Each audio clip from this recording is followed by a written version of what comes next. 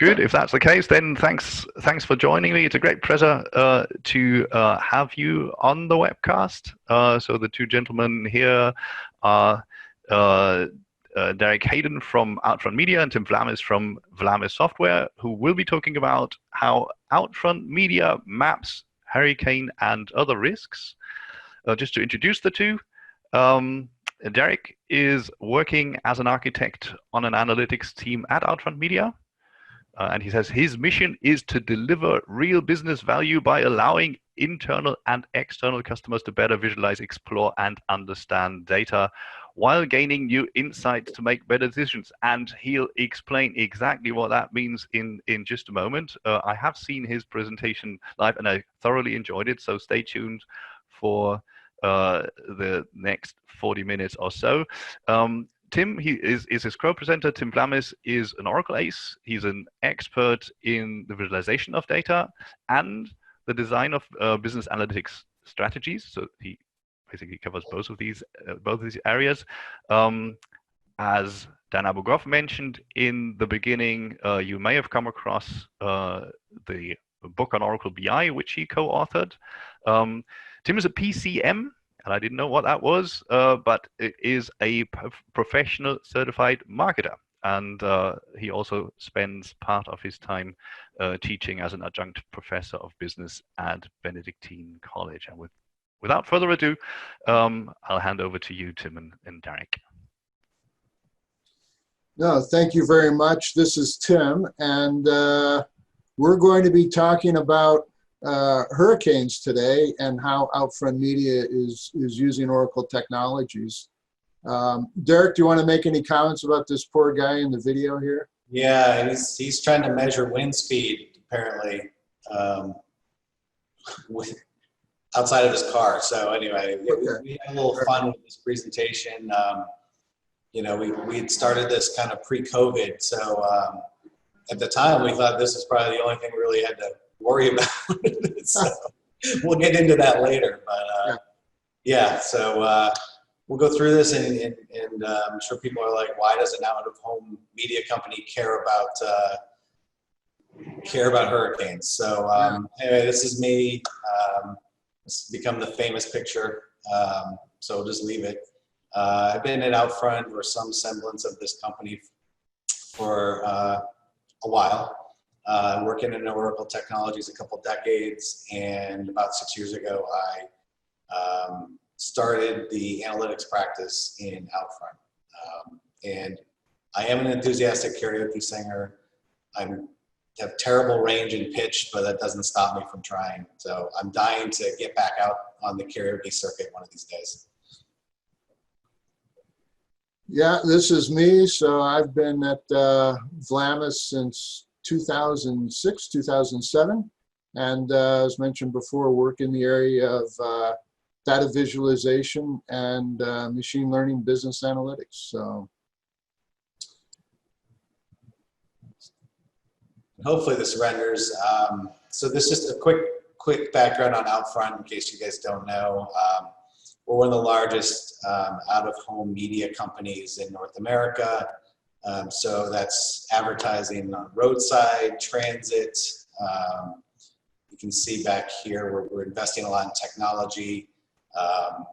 You know, our goal is to deliver impressions for brand awareness. You know, we use technology, location, and our creative services to do that. And we're in the US and Canada, actually.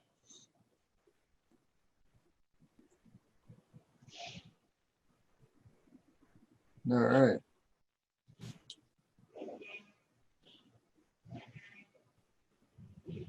It's on you, Tim. That's on me. All right. So Vlamis Software Solutions was founded in 1992 by actually my brother, Dan Vlamis.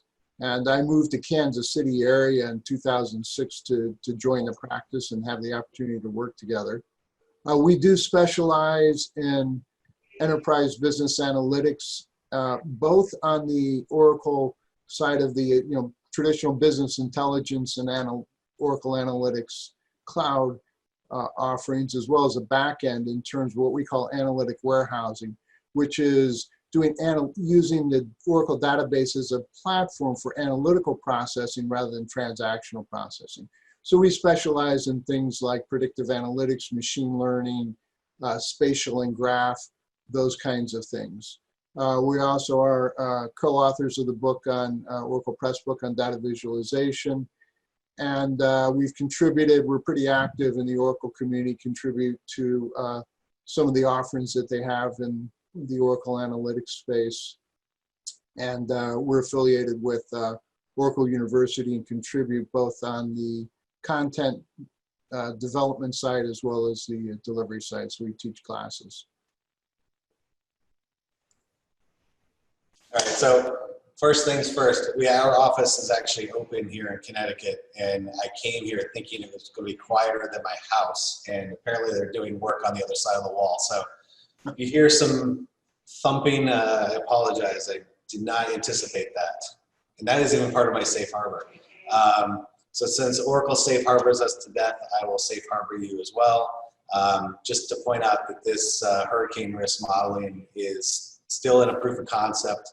We had to have a little pause during COVID, but we were well into it going into this season. And, you know, if there is a hurricane, I'd suggest moving to a safe harbor. Yeah. I think we should share this particular safe harbor with all the lawyers out there.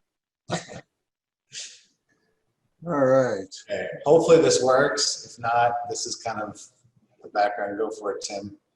Yeah.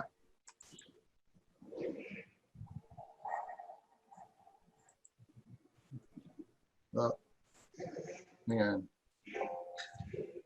Yeah, this may not work, Tim. There we go. Irma is now moving northward up the Gulf Coast toward us here in St. Pete Beach. It's a very wide storm. Hurricane or tropical storm force winds extend about 220 miles from the center. So the system is moving at 16 miles per hour. Remember, Harvey only moved at 2 or 3. We could outwalk it. But our moved, if you look at the winds, gusts 118, 27, 131, 151, 154, 155, and then the instrument broke. Most of the models do not interact with Cuba now, so it sustains its strength over the very warm waters.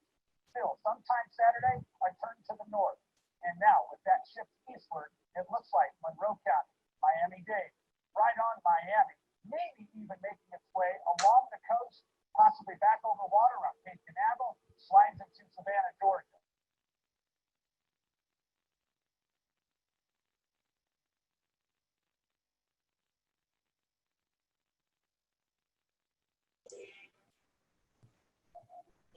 Like this and like this highway. Some are shredded like this sign. Some are screwed around. Reminders of Earth and strength. And now the cleanup process begins. Janet Bacon, News Channel 8. This is getting crazy.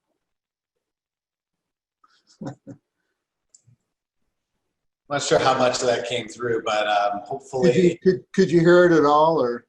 Yeah, I mean, I don't know. I paused a little bit, but that's okay.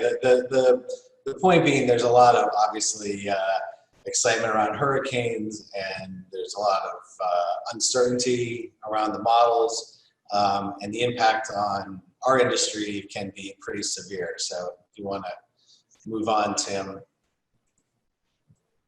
So as part of our preparedness plans for hurricanes, really what we're trying to do is minimize damage to our assets through preventative measures.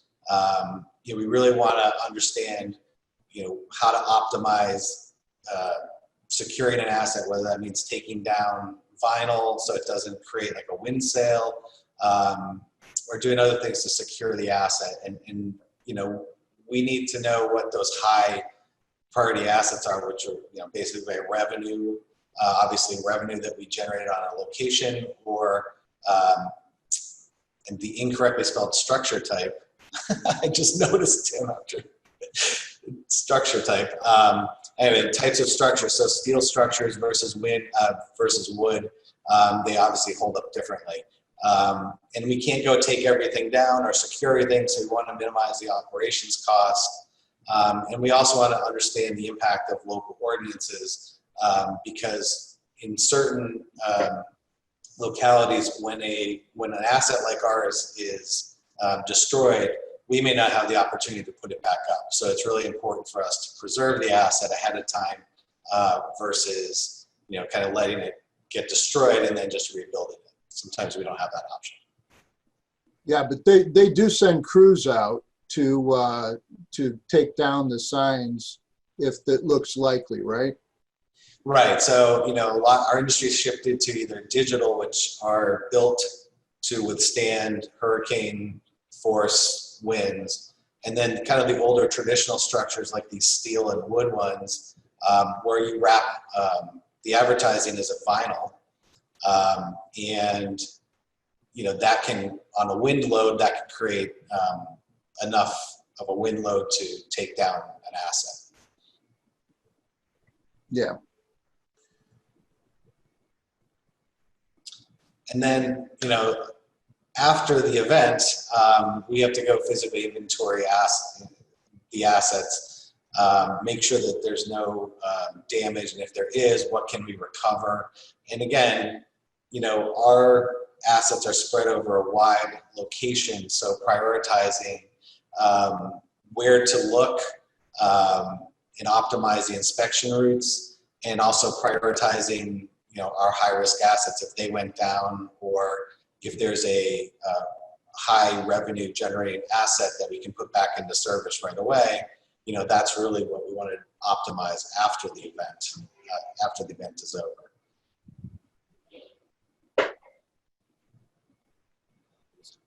Other reasons why we care, you know, we are responsible for property damage, you know, caused by our assets potentially. We've seen use cases for other events like tornadoes, that type of thing, you know, where you can't even predict it, but you know, this is a picture of an asset after a tornado. You know, if you can utilize weather data to go then say, do we have any assets in the path of a tornado? You know, these are all things that we're looking towards Spatial Studio and this type of solution to solve. And there are other financial considerations. You know, if our preparedness program, if we can show that, you know, we can really go and secure these assets, you know, our insurance premiums might be actually affected positively by showing that we have this extra layer of preparedness available to us.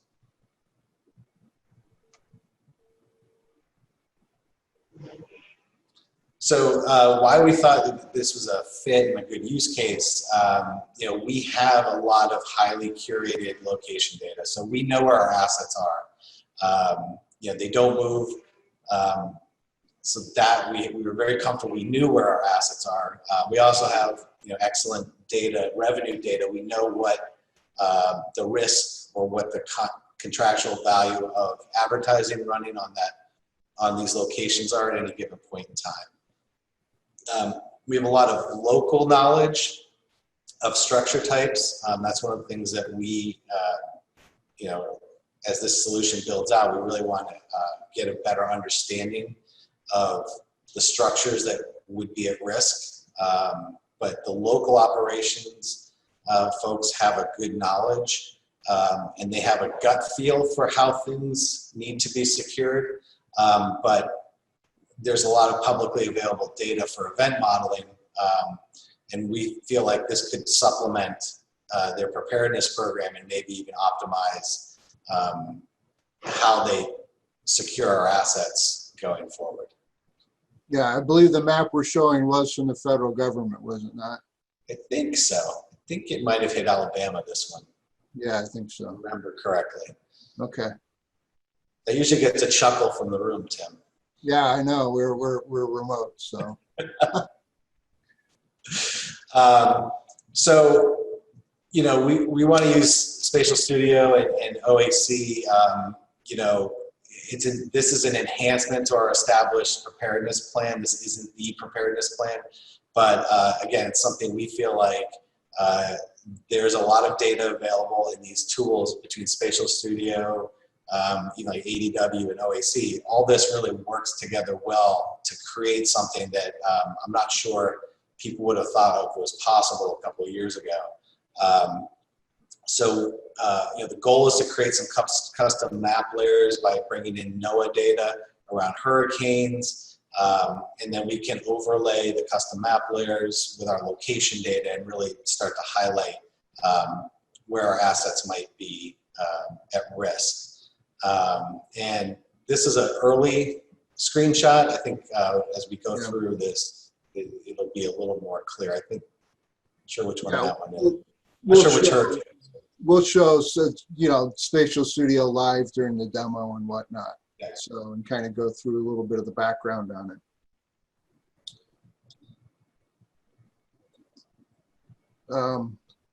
Yeah, you want to talk?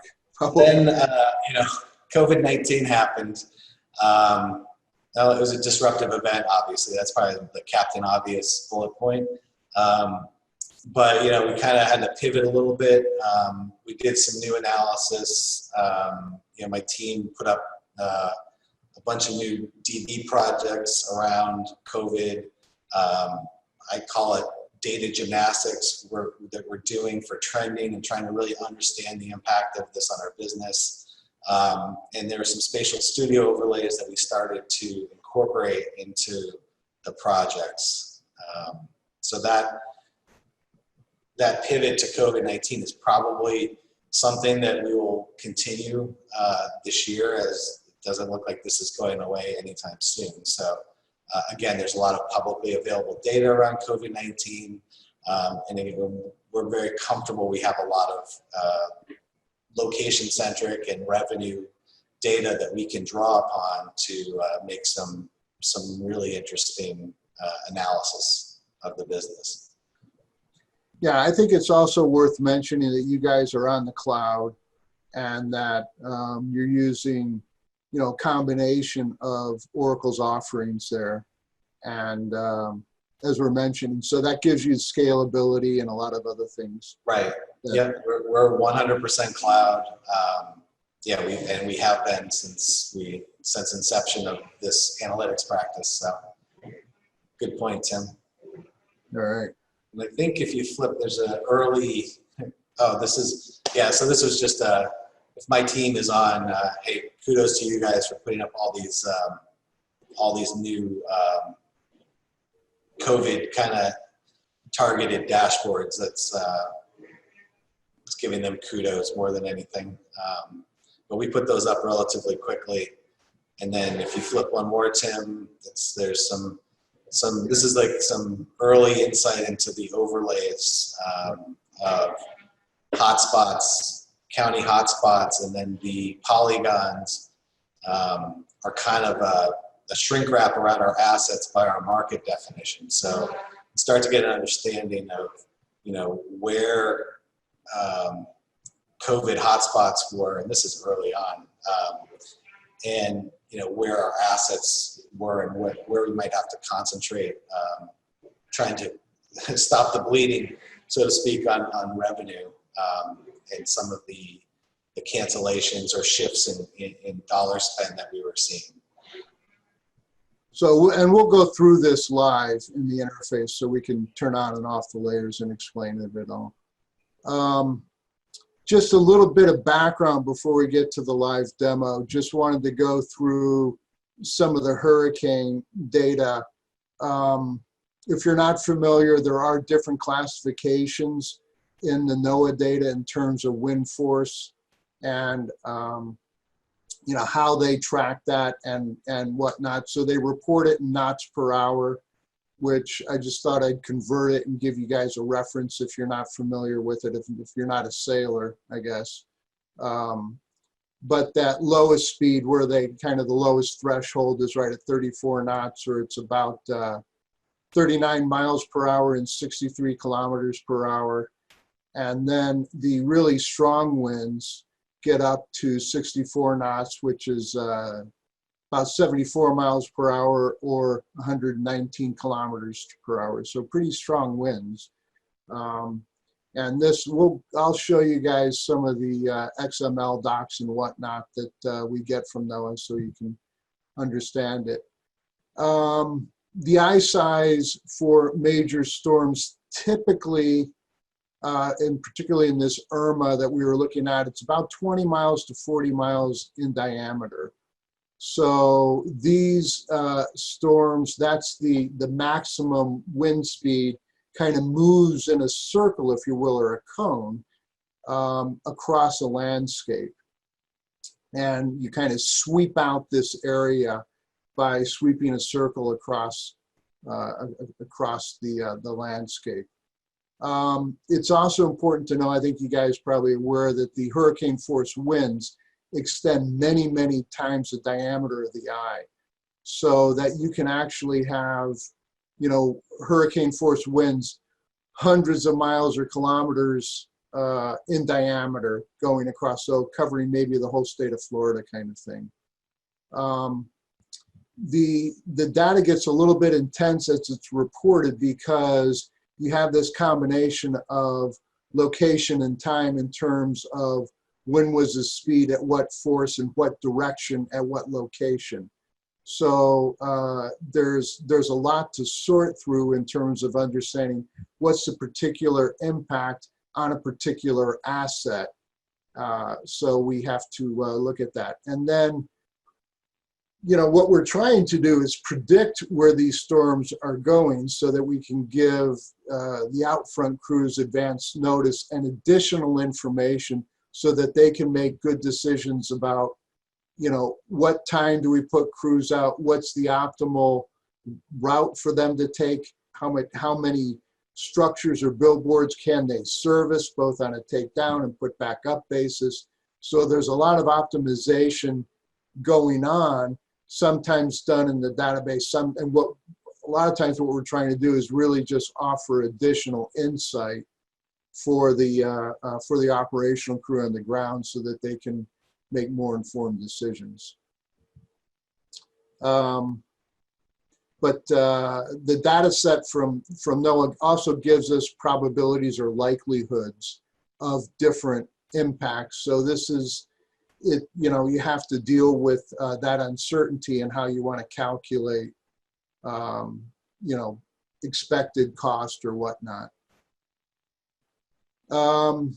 So this is just some specific information on the cone. I'll probably actually show this. Just know that we get all this kind of metadata describing about how, you know, the how to interpret the data from NOAA, and it's pretty good guidance, so that you can, you know, really start to understand these maps and interpret what you're seeing visually, so that you have context for what we're looking at. All right, they offer a lot of caveats about, this is based on this forecast, this likelihood, this is how we calculated it, this is a probability, this is the, you know, confidence interval, those kinds of things. All right, let's go ahead and go to a quick demo. And those who may not be familiar, this is Spatial Studio, the interface, and this is available as an interface to the Oracle database. So you can think of this as an alternative to SQL Developer or Apex, or you know, just all you're doing is you're using this interface called Spatial Studio, which is more of a GUI, to interact directly with Oracle database. And what our goal is to create these projects. So this particular project is the historic map of hurricane. Of course, I timed out. Sign back in.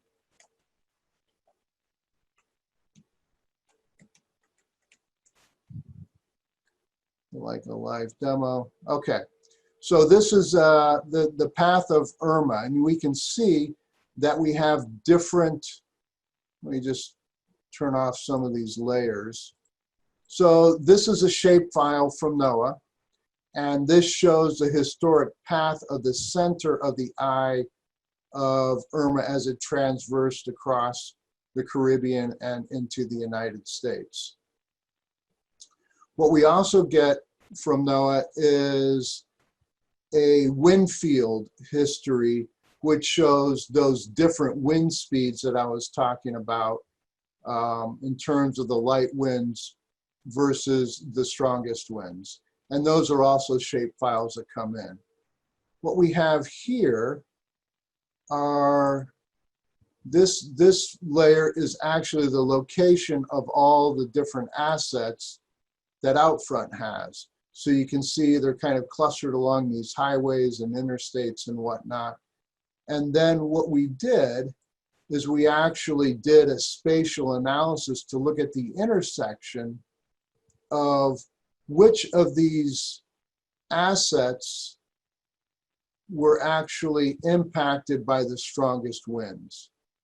So the way we do that in Spatial Studio is that we take a particular layer, let's say the asset layer, and we say we want to do a spatial analysis operation on it. So what we can do is, if we wanted to look at the, for example, which assets were in the, certain distance within the path, we could do shapes that are within a specified distance of another. And if you add that, then you choose the layer to be used would be this path layer, and then we would specify, let's say, 20 miles. We can change meter to miles here, and then we could execute this, and this would run, and this would give us that we would highlight those assets that are within 20 miles either side of the hurricane path. What we did here is we actually did which ones are inside that particular polygon. So now this is really straightforward. You get used to using this different set of analyses. And those of you who are, experts in spatial, you'll know that, a lot of this is, right in the documentation in terms of SDO inside. All we're doing is we have a GUI to write the SQL that's executing this query for us. So what it does is it enables kind of, the business analyst to interact and use the power of Oracle Spatial without having to know all the specified syntax and everything that you need to know to do this. So you have, in terms of this full set of capabilities, it's quite extensive. We can do things like calculate areas, we can add buffers, we can do, and in fact, when we were building the markets for Outfront Media, we actually used these aggregation functions because their markets are defined by where their assets are, which are typically along highways. So they're not following traditional administrative boundaries that you might see with zip codes or counties or whatnot. They're just like, no, this particular billboard belongs to the Miami market, that kind of thing. So in order to construct what is the actual space of the Miami market, we actually used this aggregation function to create that. Okay, let me show you some of the other maps that we created. So this is so when we start to assess hurricanes and where they are, we get a series of these particular shape files from NOAA. And what we did here is, this is the earliest date. So this is on September 1st when they first identified the hurricane. What they then do is they give you a forecasted path. And this is the actual location that they're forecasting as of 12-hour increments. So this is 5 days worth of forecast. And then this is like a 60% probability of the center of the eye being within this space. So it's not actually a wind field, it's more of a likelihood that if you had all the spaghetti models you guys are familiar with, these spaghetti models would mostly be inside of this polygon. So we have one for the first 5 days. 3 days later, we did another one. And then roughly 5 days later, this was when, as of September 6th, we started to see that, oh, it looks like there's a strong possibility that this is going to impact out front. So this is the kind of history we would be evaluating and looking for from NOAA with these different types of fields. And each one of these is just a separate view that you create and then you add to your palette here. All right. Those of you who are familiar with Oracle Analytics Cloud will notice that this looks very similar, where you have your actual data information here on the left. And in terms of removing, or if I just take one of these guys out,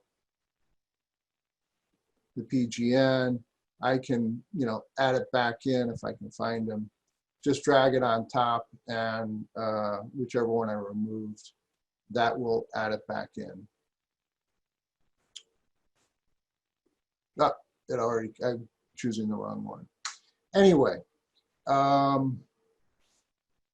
this is another map showing this is the actual forecasted wind fields. So this becomes important as we look at where is the storm, what are its wind fields, and then where are those wind fields forecasted to be 12 hours out in the future. This is actually a sample set for Irma. They produce these for live storms. We don't have any live storms right now in the Atlantic to look at, but this is the kind of information you get.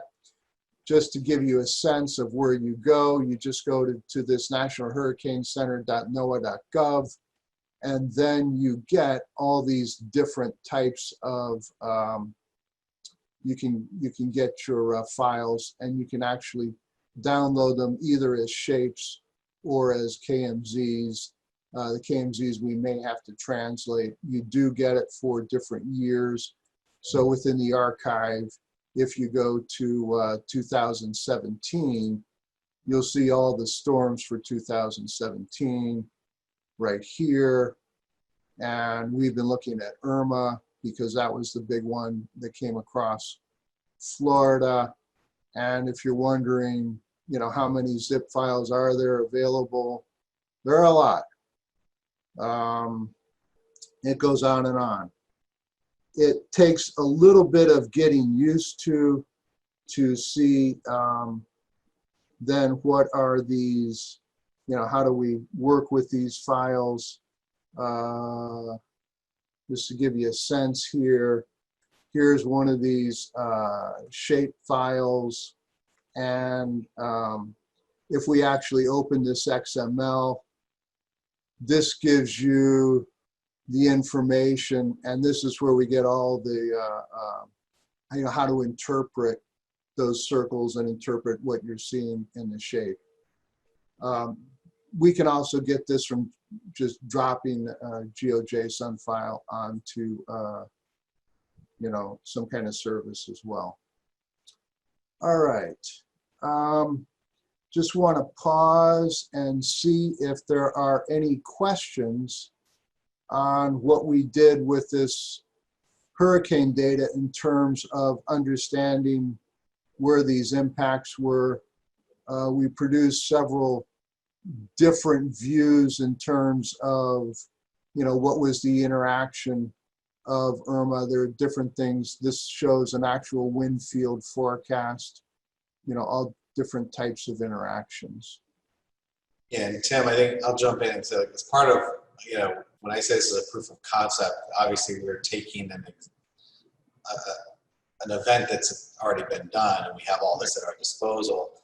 The real trick that we need to, solve is how you operationalize this on a current storm, right? And when do you start carrying?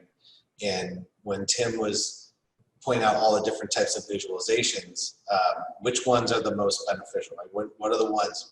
What's a wind field that we need to worry about and really define that? Because as you can see, we've got, if your wind field goes 100 on each side, it basically encompasses any asset in the market. Right. So we just really have to understand some of that with our operations crew, and also just try and help target, what assets are they most concerned about? Is it high revenue assets? Is it, is it wooden structures? Right. Those kind of, that type of thing. So as part of operationalizing it, by being able to show the impact of all this data, using a past storm, it's pretty powerful that we've been able to kind of, bring it through and show them what options they're going to have available to them to start tracking the storms. Yeah, exactly. Thanks, Derek. So what we're looking at here is if we had an active storm. We do have one in the Eastern Pacific. I don't think it's potentially impacting, it's down south. I don't think you guys have any assets in Mexico. But so we would find those, that forecast radii example that would be showing up here in Atlantic. We'd be able to download that and then produce this kind of view to see where are those forecasted fields over the next 5 days. And if we were, 5 days out from impacting Florida, we would actually see that and be able to share that and map it and, pull up and actually produce a list and output a list of here are the assets that are potentially impacted. And then we could bring that into OAC and do what's the revenue for those different, do we want to filter it by how valuable that asset is? Do we want to filter it by how big it is? We can have square footage of assets. That's part of the data set. Those kinds of things are where we would start to actually produce the business insight. All right. Got it. So let's take a look at some of the COVID analysis, particularly the stuff we were doing a couple months ago when the impact was very, very strong in New York, which is a very important market for Outfront. And so this goes back to early part of May. And let me just turn off some of these layers so you guys can see what we're doing here. So here are the assets in the northeast part of the United States. So each one of these locations is showing, where a billboard or some kind of asset is located. This particular layer is showing the different, and let me show you this in Spatial Studio because this is kind of nice. So if we go to settings, interaction, what we can do is we can actually turn on a tooltip. So when we hover over it, we can see that, that this is the New York market, this is, up in Connecticut. So I think, that's what HN stands. yeah, this is a code, but this gives us information about what's happening. And the way we produce this is actually with that rubber band aggregation methodology. You can also turn on your info windows. So if you wanted to turn on information about, the assets themselves, we can actually do that so that you can have it in a tooltip, or you can actually see the longitude, latitude when you select it. So if we go back and we turn on the sky, and we say, down in the corner, what's this particular, let me just pick, I have it. I need to move that towards the front. So this is nice. So if I want to select the inventory, I can move it and then zoom in so I can get on top of something here and grab it. Ah, I need to go in further, get on top. In any case, there we go. So this gives us information about this particular asset in terms of the market name, exactly where it is from a land perspective, and its location. So then what we did, turn this off, is we did do, let's put on, where COVID is happening. So these are the confirmed cases, and we can start to see which counties, and what are the county boundaries and how do those relate to our market boundaries. And then this is any interaction. So if we have any part of our market overlaying or interacting inside of whatever that is with one of the COVID cases, these are the COVID counties here. We actually have them sorted on a bin basis so that you can actually see how many confirmed cases there are and kind of reveal that through the color. Again, this is simply done in the where we set our based on data, and you can see that we actually just entered these values and used one of these color ramps to help us understand visually what's going on. And then what we want to do is see this any interaction piece and look for areas that are of particular importance. So as we see this, like for example, this one location is way down here in the corner of this market. So as we define that market, we actually kind of stretch this out, and it's closer to Philadelphia. In any case, what we're doing is we're looking for where's the biggest business impact that we can see shown for a combination of the COVID and the market interaction.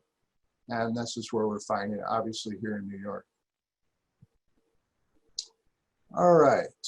I think what we'll do is go back to our slides and make sure that we didn't miss. And before we do that, let me just show a little bit of the interface for Spatial Studio. We saw the home page. We saw the project page. This is just where we interact with our data sets. We just create new data sets through a connection, this kind of thing. We can upload GeoJSON files or shape files. So those files that we got from NOAA, we actually just brought in and uploaded them through this interface. It puts it into a schema that you have as a Spatial Studio user, adds that data set as a set of tables or a table to your database. And then when you do one of these spatial analyses, it creates a spatial data set. So what you do is you end up doing this work typically in a combination of Spatial Studio and SQL Developer. Sometimes you have to do some other processing. You might want to do some joins, some typical database development kind of stuff. All right. Tim, there was a question I think I saw hit there. Okay. Look at the connections, whether this is available for ADW. Yeah, so that's where we built this, so yeah. Right, we're doing this with ADW, and I believe we're on the 19C ADW right now, so it works great. There were some of the functions that were good with Oracle database. So they're adding more and more capability to ADW all the time, and I haven't hit any limitations here recently. So it's been quite a nice experience. All right, let me just flip through. We looked at these guys. Yeah, this is. I didn't actually show this, but this is actually showing the, the location, predicted location of the eye, along with predicted wind fields at a specific speed. So this is actually different probability fields with, like 100%, 90%, maybe 90 to 95, 85 to 90, that kind of thing. So that as we get into how do you want to actually leverage and use the calculations in terms of probability, the expected impact, those kinds of things, we can do that. It's a little bit more involved, but it's kind of interesting. Yeah, that shows, so we're going to do it at greater than 70%, let's say. This is actually bringing these particular layer files from the database, from ADW, and actually bringing them into OAC so that we can kind of mash up and start looking at what's the business impact for these particular locations that we've identified that are at risk. So that now that we can actually look at what is the potential revenue impact, what's the location, where are they, how are they broken down between, traditional billboards versus digital displays, those kinds of things. Because while we can do some of the basic filtering in Spatial Studio, we may want to do more advanced business type analyses in OAC and kind of on an exploratory interactive basis where we have the full range of business data available. Yeah, again, just kind of looking at location and revenue impact by market. We can slice and dice the data all different kinds of ways. And kind of building out these canvases, we can actually produce views for the business that gives them the ability to take action of some type. So we can see we have different revenue buckets, which, Derek, is that just a measure of profitability, how much you're spending? Yeah, that's one of the measures of profitability. Yeah, yeah. So again, we kind of get into some more advanced stuff. All right, I think that is what we had, and we're open for questions and maybe a quick break. Hans, are you on the line? Yep, I'm there. Thanks a lot, Tim and Derek. That's been extremely interesting. We don't have any open questions at the moment, so if anybody still wants to ask questions on the Q&A box, feel free to do so. I think you just touched on the topic of business impact and the risk analysis and so forth, which was an earlier question. So I think that one is answered. Anyone, any other questions? If that's not the case, I'd like to thank you very much again, Tim and Derek. If anybody is interested in more of an in-depth conversation, maybe you'll find Tim and or Derek on the Slack workspace, or if you prefer conventional methods for staying in touch with the spatial and graph community. Tim, you wanted to say something? No, I was just saying yes, please reach out. So yeah, brilliant. Or as I said, if folks are not on the Slack workspace, we do have the spatial and graph user community on LinkedIn, and I'll post the link in just a moment. So if you want to join that one, this is where the spatial and graph SIG posts usual announcements, questions, if there's discussion topics, whatever. That's where the community meets. It's about 2,000, well, it's a little more than 2,000 people now in that LinkedIn group. As I said, I'll post the URL in just a moment. And as we had questions during the session just now about Spatial Studio, just a quick remark on Spatial Studio. We will be showing an end-to-end demo on the Ask Tom session next week, next Thursday, actually. Let me just quickly send the link to the chat. That's where you can register if you want to have a go at it. This is a good opportunity. You can find all kinds of resources on Spatial Studio on the web. Again, feel free to reach out to us on the Spatial channel in the Slack workspace. Yeah. And Tim, yes. Hans, can I just mention real quick that we actually, used throughout the course of this project 3 different locations for Spatial Studio, or 3 different instances. One was the one we're using now is from Marketplace, Oracle Cloud Marketplace. You can download it and use it. We actually installed one on the Java Cloud, so it is available as an install. And then I also have it on my laptop. So just like you can use it as a thick client, like SQL Developer, you can have Spatial Studio running and make all different kinds of connections and do your analyses and whatnot on-prem. So in case anybody's wondering, this is not one of those cloud-only offerings. This is you can use it where you want, how you want. So. Yeah, thanks for highlighting that. I mean, the cloud marketplace instance is probably the easiest thing to get started, right? If you have an ADW free tier, even, just install that one and off you go. Again, we actually had just the other week we had an Ask Tom session showing how to install Spatial Studio on ADW free tier. So if anybody wants to go back to that recording, that's also on the link I have just posted in the chat. Good point. Thanks a ton. Thanks a lot again, Tim and Derek, for the time, for the preparation, and hope to be in touch, be it on the Slack channel or elsewhere. And